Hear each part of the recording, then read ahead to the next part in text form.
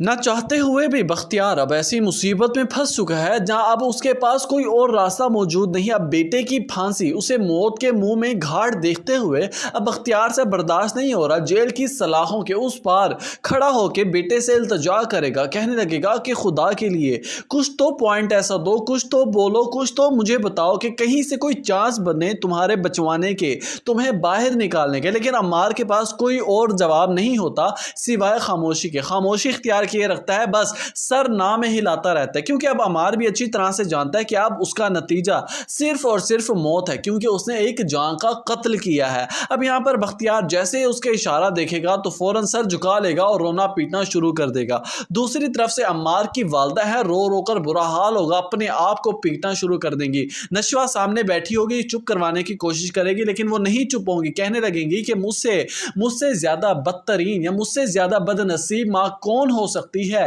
جس کا ایک بیٹا جیل کی سلاخوں کے پیچھے ہے، جو موت کے بیچ میں ہے، تو دوسری بیٹی کا گھر ہی اجڑ گیا۔ میں کیسی ماں ہوں جو اپنے بچوں کی بربادی اپنی آنکھوں سے دیکھ رہی ہے، پھر بھی زندہ ہے، پھر بھی اس کی سانسیں چل رہی ہیں، میں مر کیوں نہیں گئی؟ یہاں پر نشوہ ہوگی، ایموشنل ہو جائے گی، چپ کروانے کی کوشش کرے گی، لیکن یہاں پر جیسے بختیار گھر پہنچے گا بنا کوئی جواب کے، بنا کوئی حساب کے، یہاں پر عمار کی والدہ فوراً سے پوچھنے لگیں گی کہ کچھ پتا چلا، کچھ پوائنٹ ملا، کہیں سے کوئی چانس ہے عمار کے باہر نکلنے کے؟ تو بختیار کی آنکھوں میں آنسو ہوں گے، مسلسل نہ میں جواب دے گا، کہنے لگے گا کہ کوئی اب جواب نہیں ہے، نہ ہی کوئی چانس ہے عمار کے باہر نکلنے کے، کیونکہ وہ اپنا جرم خود مان چکا ہے، اب ہم کچھ نہیں کر سکتے۔ یہاں پر عمار کی والدہ مزید چلانا شروع کر دیں گے، برکت بیگم کو کھری کھری سنائیں گی کہ صرف آپ کی وجہ سے آج میرا بیٹا اس انجام تک پہنچا ہے، صرف آپ کی سازشوں کی وجہ سے، اس سب کی قصوروار صرف اور صرف آپ ہیں یا پھر آپ کا بیٹا ہے۔ کامنٹ سیکشن میں قیمتی رائے سے آگاہ کرنا مت بھولیے گا۔